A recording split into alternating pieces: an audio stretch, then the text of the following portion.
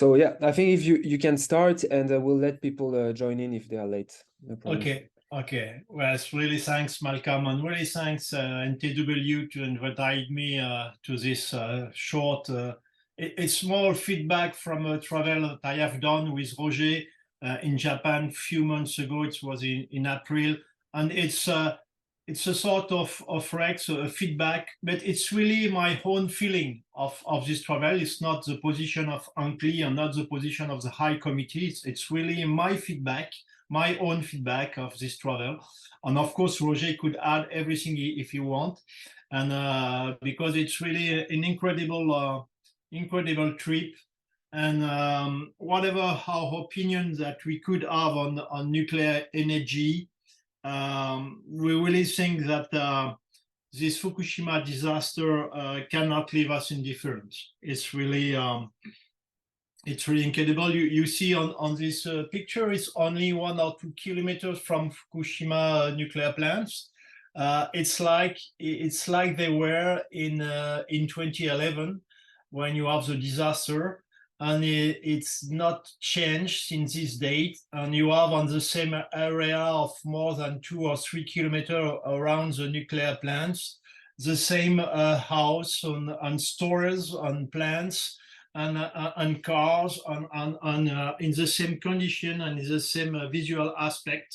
So we really immediately understand that people quickly leave the place and didn't come back for the moment. And at this place, even if those radioactivity in the air is good, these places are still on the ground, on the soil, and contaminated. And so next, yes, thanks. You see, to remember well the condition on where we are in Japan for the moment, you see you have 11 private operators have in charge electric network. And before Fukushima disaster, you have 57 reactors. And since Fukushima disaster, sorry, I have just to change something. Yes, okay. Since Fukushima disaster, 33 reactors are okay, but need to be upgraded, safety to take into account Fukushima disaster. 24 are not in good condition or need to be dismantling, and only 10 reactors are restarted. And the government, when we speak with the government and with the NRA, we see that you have a decision in Japan to continue nuclear activity and to try to have to expect 25, 27 reactors in the 2030, and around 22 to 30% of the mixed energy. And as you know, all reactors in Japan are bordered to sea, and you have 2 in Japan for the moment discussion in the parliament looking for extension life to 60 years old. That's the context you see, really specific of the Japan. Next one, yes. Well, during this travel, we meet many institutions, organizations. We have a meeting with NRA, we have meeting with the prefecture of Fukushima, and so on. And it's really interesting because we really feel that we have so good involvement of everybody to try to give new condition of life in this area, and to be able to have revitalization of the area. And we see, for example, for NRA, which is a regulator, the safety regulator, the same as ANCCLI in France. Before the disaster, NRA is linked with economic ministry, and we see that we have at this time probably a bad influence about economic topic on safety topic. And since Fukushima disaster, now the NRA is more independent and in link with the Ministry of Environmental. And the NRA, which is this regulator, is, you see, composed of 1,100 employees, and 200 of them are researchers. And of course, Jean-Claude asked to NRA, for example, what NRA think about fusion in France between regulator and TSO, because in NRA you have a few of employers are TSO, and you have external TSO, and the director at NRA really is a real at the beginning he didn't want to answer, and as Jean-Claude really want to know his position, he says that he feel, the director of NRA feel that to have experts too close with regulator is not the good way. So you see on my slide 24 reactors being dismantling, 10 are in Fukushima prefecture, 6 from Fukushima Daiichi and 4 from Fukushima Daini. And you have a specific nuclear safety department in the Fukushima prefecture. And you have 2 in the Japan minister in charge of emergency and preparedness and response, and the first minister is involved in drill. So we see that after Fukushima, they really develop many institutions to have a deep, more close and more safety regulation of nuclear activity, and more close, and to have a really good condition for nuclear activity. And on the next one, yes. For example, you probably know, I don't know, but Fukushima prefecture is really well known and world renowned for excellent quality food products like rice, like peaches, like meat, like asparagus, and then when you have the disaster, the government take really a big decision about food standards, 10 times lower the Codex Alimentarius that we have in Europe, with a cesium dose of 100 becquerel per kilo, and it's 1,000 in Europe with the Codex Alimentarius. So you see, it's really a restrictive decision, but a good decision. And you see that since they really now follow all the production coming from Fukushima prefecture, and you see they never exceeded since 2015. And the European Union continue to check food products coming from Japan. And in France, we stopped this control since only July of this year. We stopped the control of the product coming from Japan. Other aspects that we have a discussion during this travel with the High Committee, with the delegation of the High Committee, and we have a specific discussion with a member of a medical center, and we see that with the triple disaster,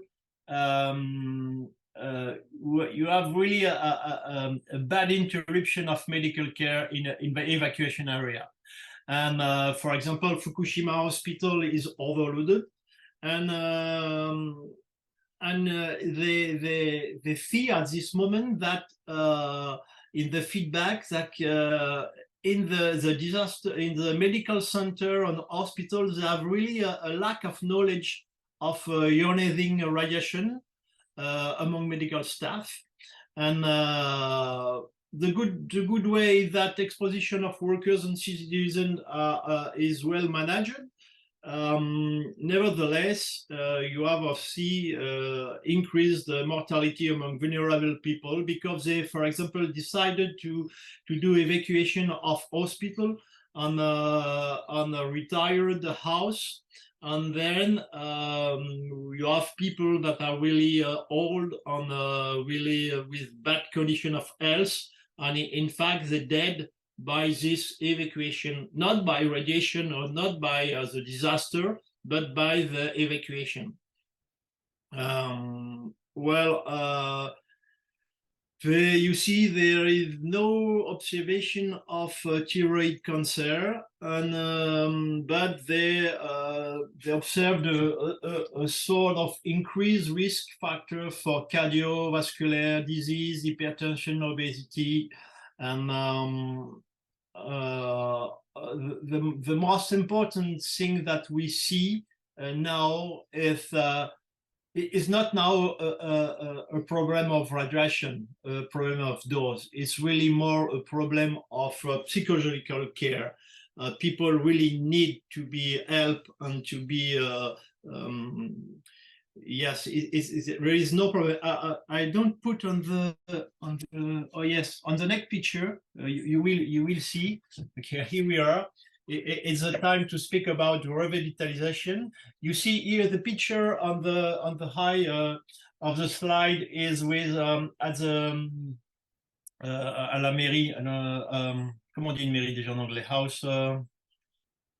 Malcolm. The mayor house or townhouse. Common house of Okuma. You see, it's completely new. You see, with Jean-Claude and Ryoko, I speak about it a little later on my slide. And you see on the back of the slide, you have materials for to have a notion of the dose outside, and it's 0.08 microsieverts, so it's really low. Outside, the air, the atmosphere is really good, with really no issue and no problem with the quality of the air about radiation. It's really low. It's like in Europe and in France and in Paris, and so everywhere. And the problem is more the capacity of reconstruction and revitalization of the area, because only a small part of them, just near the nuclear plants, is open for new house or for coming back of the population. It's only a small area. And in fact, for example, Okuma, which is this small city, it's a city where you have, before the disaster, around, I think, 10,000 inhabitants, and now you have only 500. And another small city just not far, which is Futaba, it's a population of about 12,000 people before the disaster, and now you have less than 1%. The 1% of the population come back. So it's really, even if prefecture of Fukushima and government and so on develop many things to rebuild, to reconstruction, to revitalization, for the moment, people didn't come back. They have done their life outside in a new place where they are sheltered during the evacuation. And so they have done a new life with new friends and so on, and they didn't come back. And we probably take really a long time before we see these changes. In the next slide, some just highlight from this feedback of Fukushima. You see, in 2020, in an area of 80 kilometers around the nuclear plant, radioactive doses have decreased to more than 80%. So really, we have really outside, in any case, for the atmosphere, we really don't have any problem of radioactivity. You still have some area with the ground, with radioactivity on the ground, and need to be decontaminated. But for the atmosphere, it's really okay. You see, it still exists an area of 300 kilometers square, always inaccessible, not open to come back. And you see 14 millions of meters cubed of contaminated soils from decommissionation work was transported to the intermediate storage facility. We will see after a pics of a map with this different area. And so you see only 10% of the population has returned to Okuma and only 1% in Futaba. On these two cities, as I explained just before, they have before the disaster more than 10,000 population. And you see the cost 10 years after the Fukushima disaster, the evaluation is the cost is around 18 million euro, you see, and it's really close with an evaluation done by the HCTISN a few years ago, which is give a cost, an evaluation of the cost of a nuclear disaster in France. And the number they give, it's really close. It's for 50 million euros. So you see, it's really close with this reality of Fukushima disaster. Yes, on this map you see not easy. On the right, on the right, you see, perhaps you see Fukushima Daiichi nuclear power station. Yes, over there. You're right, thanks. You see the storage facility area. It's just over there where they put all the decontamination soil on ground and so on. And you see on the left on yellow, here you have just not so far from Okuma and Futaba. Here are the area on Okuma and Futaba. And you see there is a word with Okuma Town Hall. You see, did you see? And in this area, in fact, only a really small part of the area is open to come back. They still have many areas still closed because the radioactivity on the ground are too high.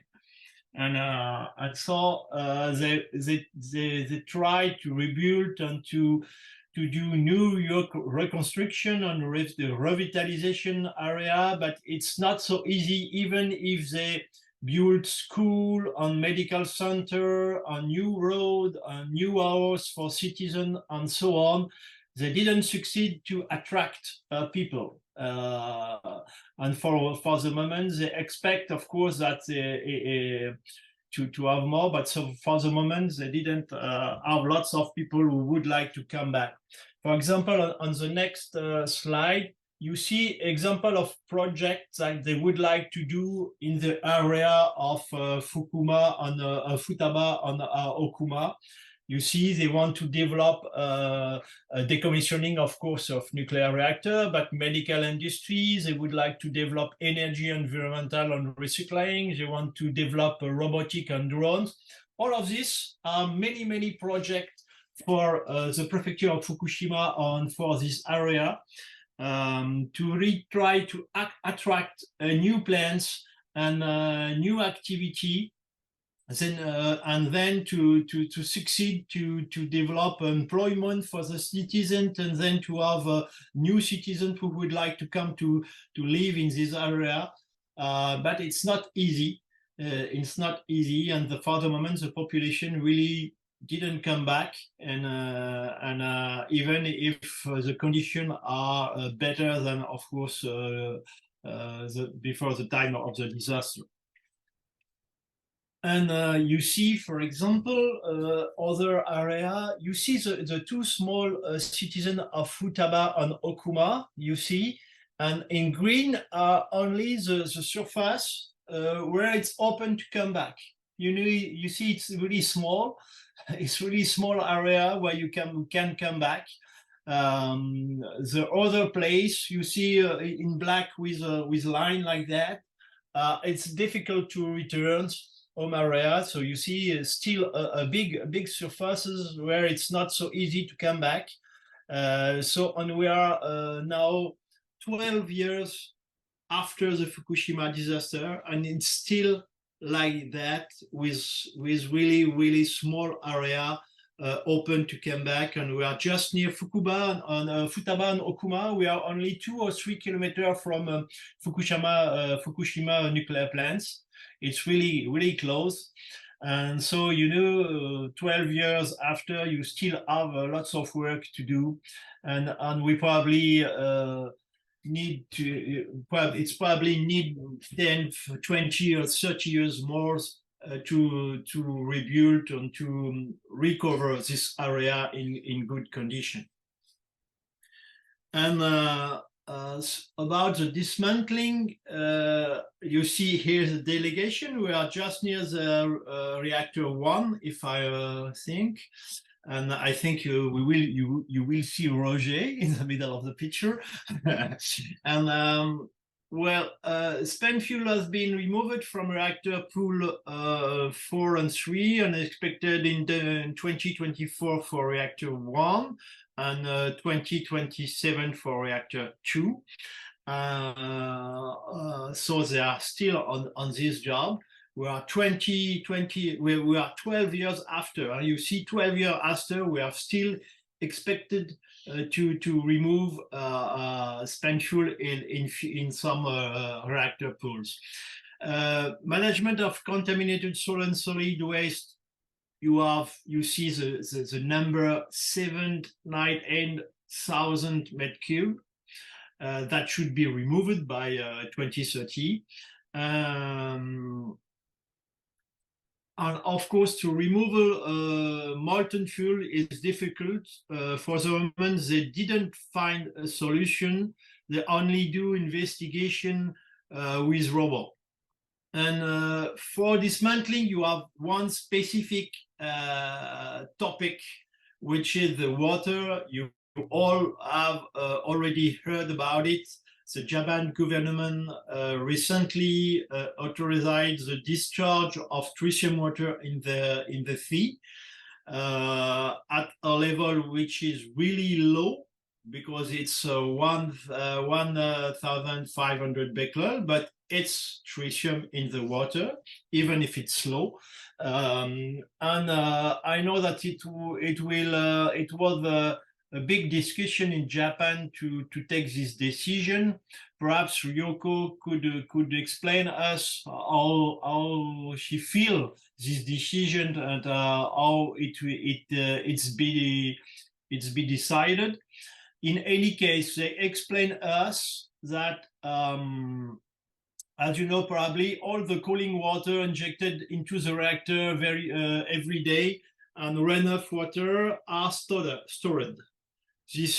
All this water is collected and decontaminated in a specific treated water station. You see the picture.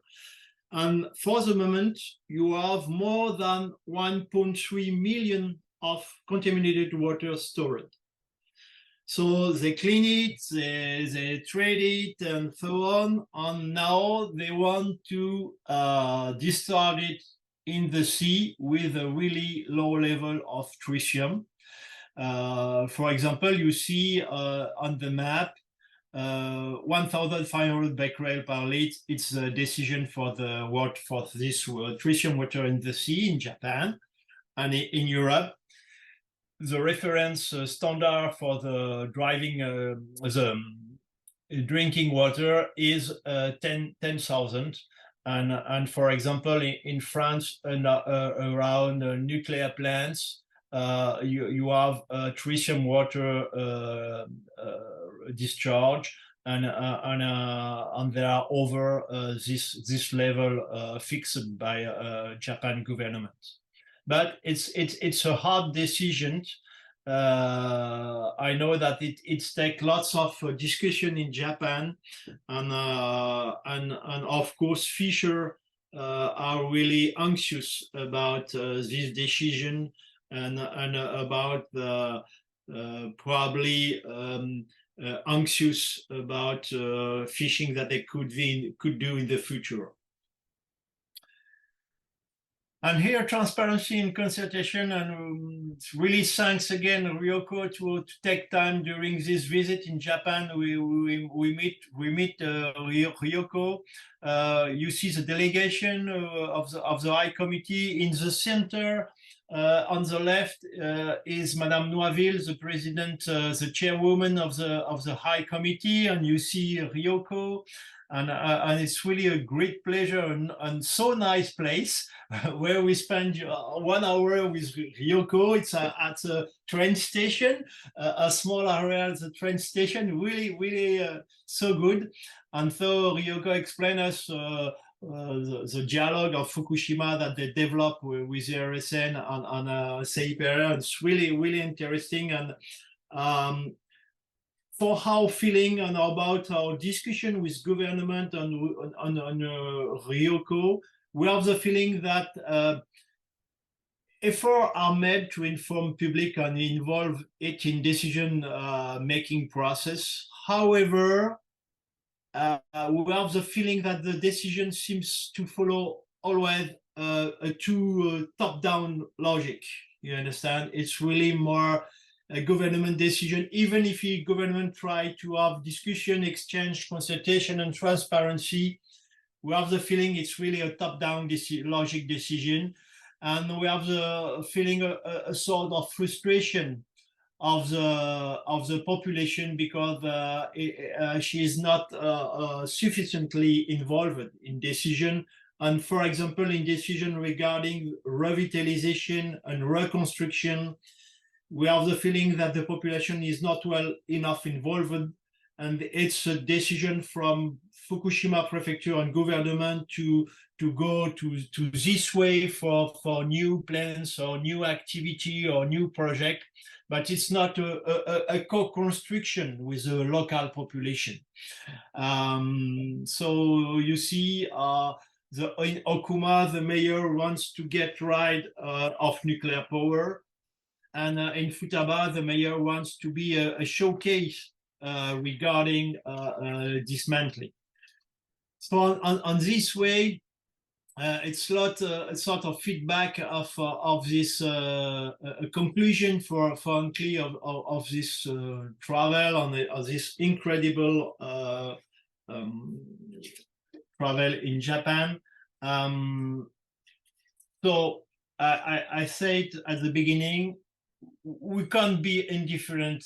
We can't be indifferent about this. What happened in Fukushima? It's really incredible, and really we invited people, mayor in France, to go in Japan and to see the situation now, 12 years after the Fukushima disaster. Even if radioactivity dose is good, the condition for the population is really not good, and it's not easy to be evacuated and to try to rebuild your life. It's really hard for them, and even 12 years 12 years after, it's still hard. And the reconstruction is not so easy. It takes time. It takes humility. It takes patience, it's take really confidence, credibility, and it's really need to have more close relation with population and to hear and to understand their wants, their wish, and this time is not so easy. And if I would like to imagine an accident in France and the same condition, I think that the most important problem is not radioactive. It's more the well-being of the population. And this well-being is not so easy to rebuild it. Before the disaster of Fukushima, population feel well. It's really a rich area, prefecture of Fukushima. And 12 years after, I have the feeling that the population is not in so well-being condition. and still are looking the good way for them. And so it's really incredible, and we really need to continue our close relation with Japan, because we learn a lot, even and with Ryoko. I see Ryoko in Paris a few weeks ago for a meeting. So, well, we really need humility, transparency, and patience. And it takes for us probably a generation to erase the trauma and to restore in this area where you have before nuclear activity, a new attractive, a new population, a new attractive activity. So, yes. Sorry for my English is not as well as expected, but I hope you have understand my feeling and my it's really my own feeling of this travel. And thanks again to Ryoko, because she always take time with us, and it's really incredible to share with you, Ryoko, and with your feeling and with your dialogue you develop in Fukushima, and we see it's not so easy. For example, I was really, when we see Ryoko in Japan, you are Ryoko with a young girl. I don't remember his name, but she was with a young girl, 20 years old. I don't know exactly how old she was, but it's a young girl from Futaba.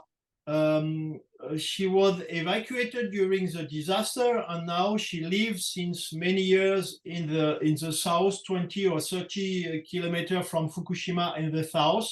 I don't remember the name of the city. And she explained that she didn't want to come back to Futaba.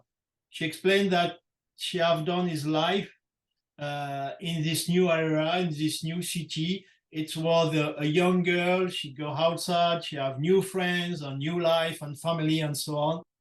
And she didn't want to come back to Futaba because in the new area where she was evacuated, it's a place where she have done his life, his habits, his friends, and it's so on. Thanks a lot. I was trying to put Ryoko actually in front screen, so if she had something to add to this, or Roger, because they were there, it would be interesting. Ryoko, if you want to say something, feel free. Yes, so thank you for a good summary of your visit to Fukushima. Yes, so the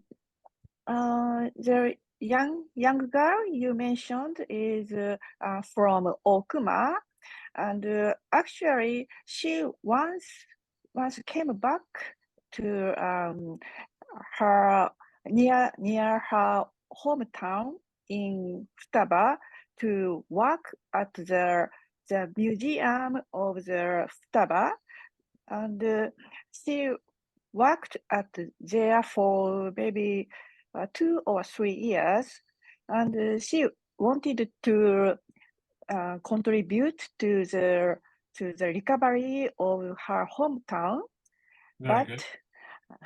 But unfortunately, the way of the recovering of the government is really in a top-down way, and she could not do what she wanted to do for the recovery, and she left her work, and now she's really thinking about what she should do in the future. Maybe this is a really problem of the way of the Japanese government. So she, like her, many residents in the Fukushima want to involve in the recovery phase of and in the decision-making process. But now it is very, very difficult for us. Thank you very much. You. Thanks, Ryoko. Yes. If you want to ask a question, feel free. And Julien, I see that you have a question. Yeah, Yeah, thank you, Yves, for this presentation and for share it with us, because it is always very interesting to have such a feedback, and notably when we have the situation of France in mind. And I have specific question regarding that, and notably on your first slide you mentioned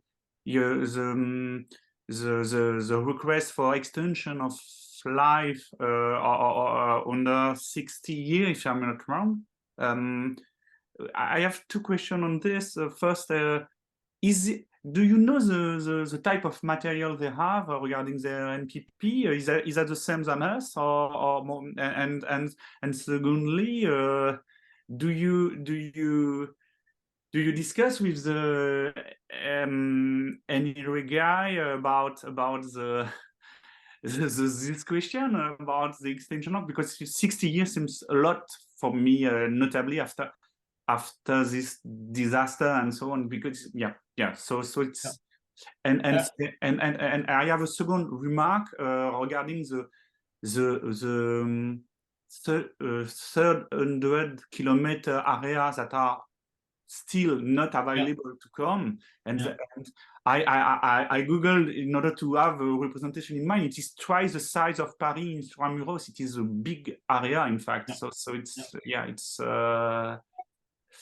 okay. It is not a question, just a fact that after this disaster there is still this zone, and in addition to that, all the aspect you mentioned around around this area, of course, but it's still it is important to have that in mind when we are discussing post-accidental preparation, and so thank you very much.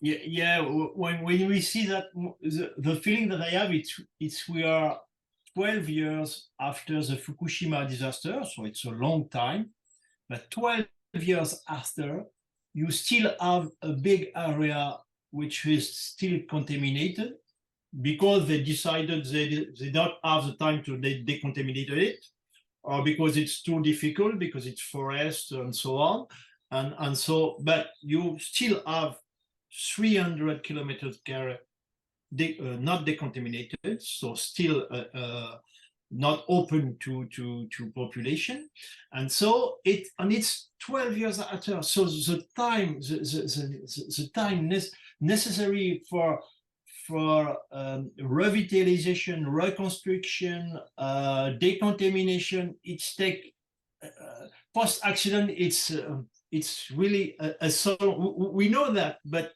we know that, and we read it, and we know, but when you are there, you see it's take an incredible time to succeed to have the place as well as it was before, you see. And it's like really a long time. And about the 60 years old, it's a decision of the government. They want to go on this way. You have a specific strategy regarding energy, which is a green strategy, or a word something like that, green strategy or green energy. I think it's a strategy for the government to 50 years old in front of us.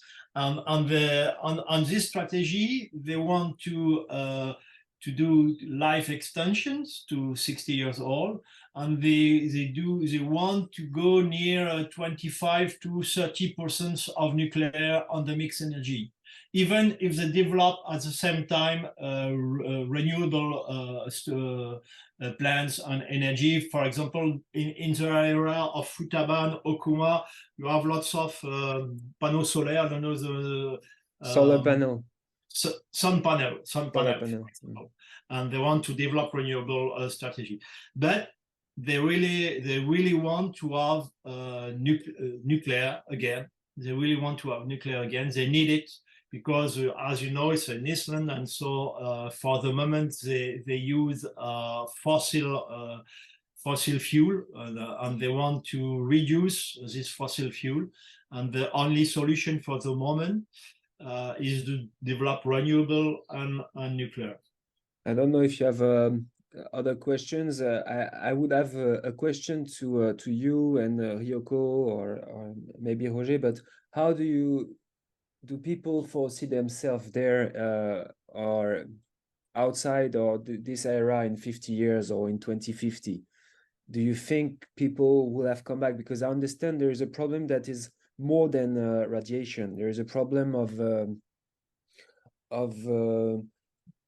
building society back here. Is finding a dynamic again of willingness to come and to live. So, and of course, it's maybe linked to the cost of decontamination, but also to willingness. So maybe a crisis in real estate can push some people to take the and other proposition from government can help coming back. But how do you see in the, even if it's hazardous, the future in 20 or 50 years? For my feeling, it's take 1 or 2 generations before you have a new real life on this area with people like before, 10,000 or more.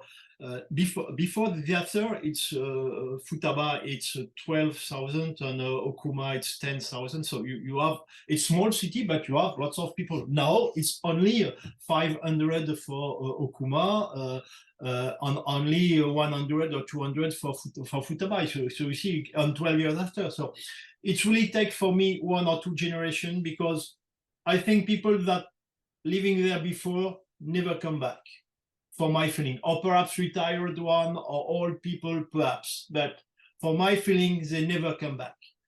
But you can attract new young people, just married and with children, because the area offer a good house and perhaps new job with the project of revitalization and so on. But it's take for me 1 or 2 generations.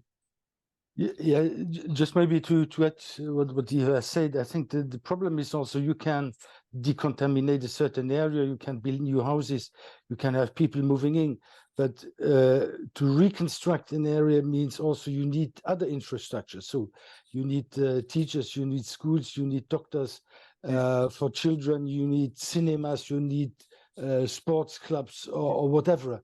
And I think that's is also one of the difficulties.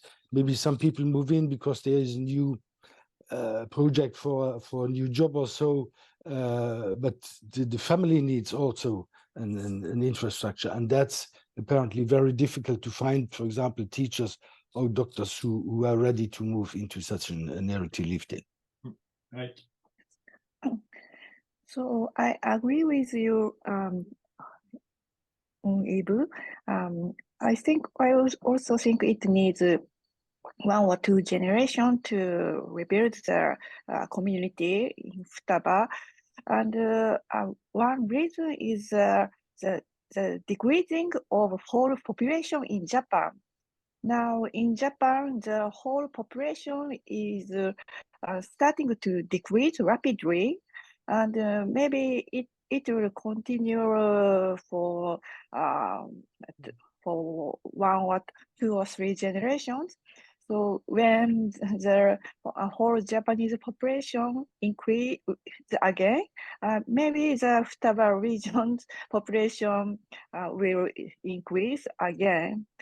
And so maybe the most big problem for this area is to rebuild the community.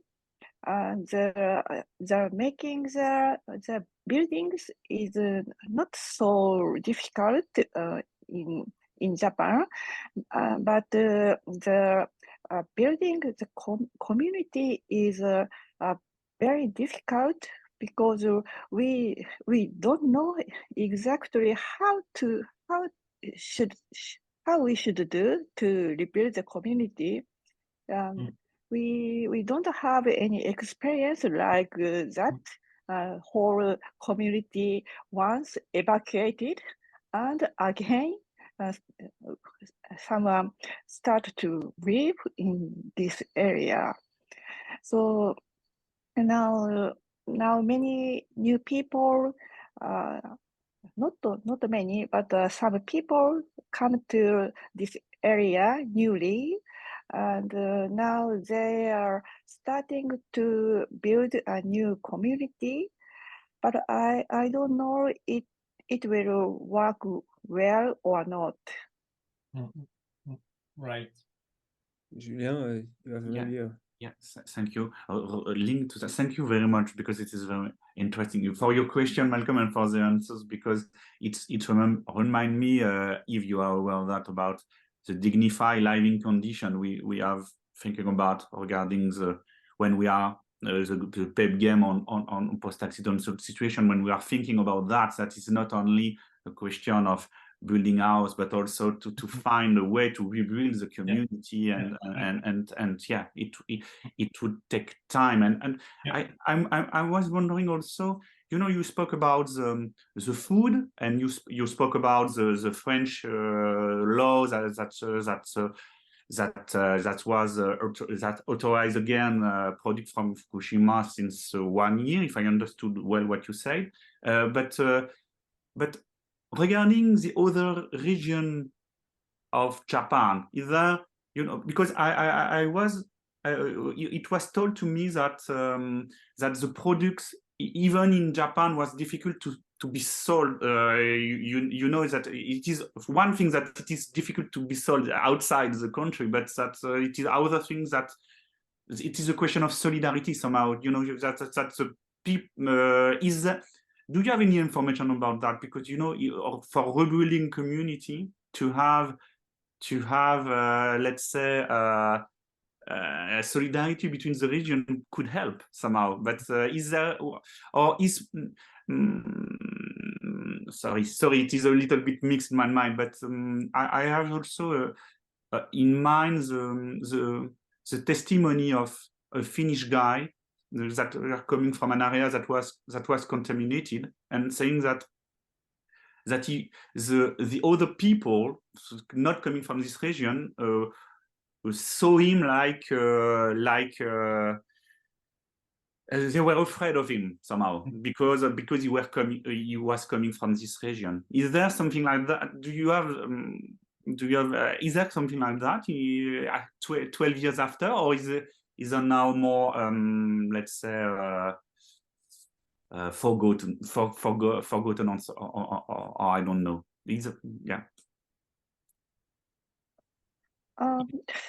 Do you mean the discrimination problem? Yes. Exactly.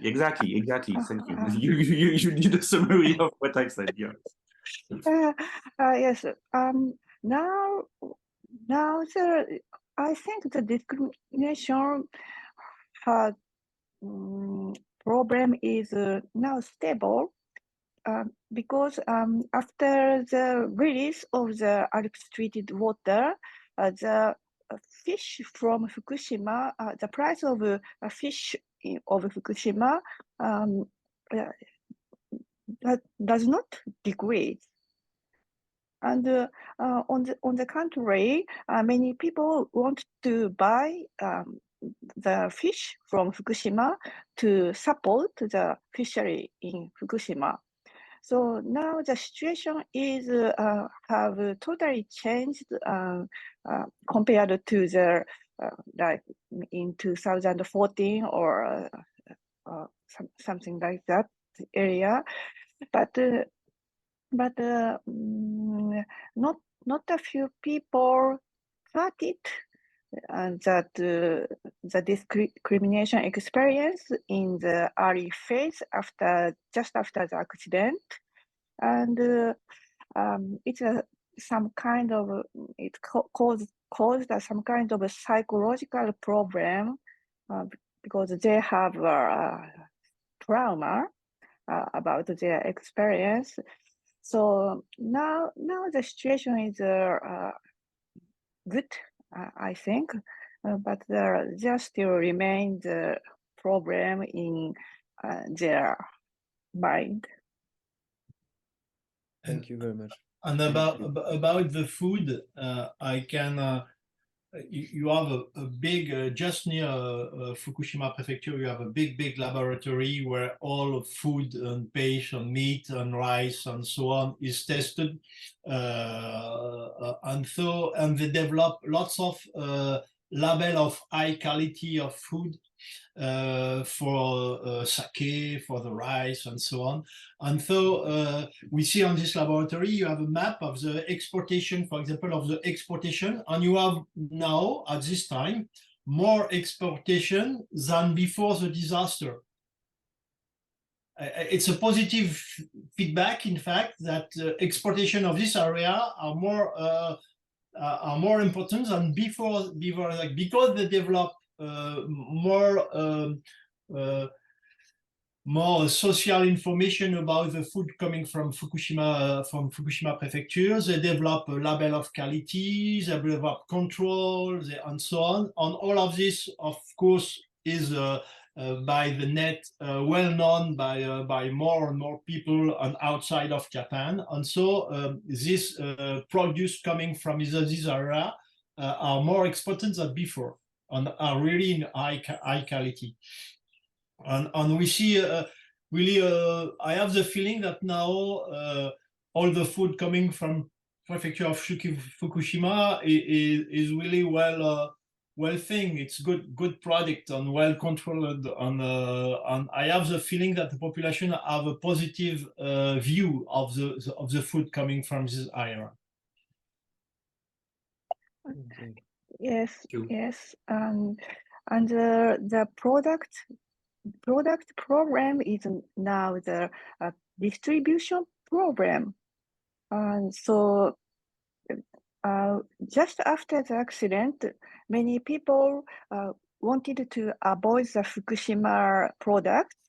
Because of this, the shop and retailer avoided the Fukushima products, and maybe it continued for 2, 3 or 4 years, and then the product from the other area in Japan replaced to Fukushima product, and now the shop did not need to deal with the Fukushima product. So this situation continued for many years.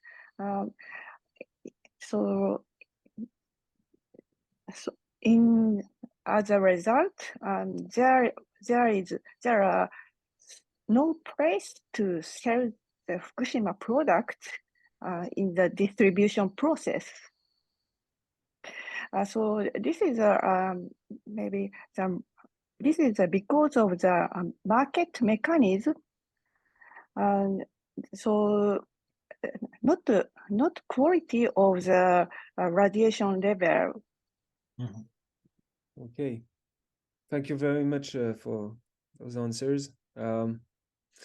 I think we have to stick to the time, even though I think that there may be other question. If there is an urgent one, please do so. I will have some, but I think I have to restrain also to stick to 1 hour time. But Peter, I will leave you the last question and an information, because you shared an article in the chat that you may be very interested in. Please, Peter.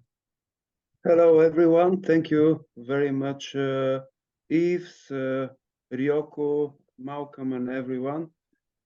This article is I shared in the chat is only 2 months after the disaster in Fukushima, and it's connected with the plans and referendum for a second nuclear power plant in Bulgaria, because it was and still is a grand corruption exercise. I want to ask you, dear Ryoko, is there a good documentary about the crisis in Fukushima? a documentary movie that looks at all the different sites and effects and all different aspects of this disaster and the aftermaths. Thank you. Yes, so there are some documentary. Do you mean documentary movie? Yes, a documentary movie which is focused not only at one of the aspects of the disaster, one or two, but a kind of holistic movie to watch, because I haven't found such a movie yet. If you have information, or maybe you, Yves. Thank you. Okay. Okay. Maybe I think there are some documentary movie concerning the Fukushima Daiichi, and so I will tell you in email later. Is it okay? That would be great, yeah. And I will share it in the YouTube channel with the recording of this so people can have this information. And with this, if it's fine, I will thank you all, and especially Yves, Ryoko, and Roger for sharing your feedback on this very interesting mission. And I will see you later. Have a good afternoon. Bye-bye. Bye, and thank you again. Thanks. Bye bye. Thank you.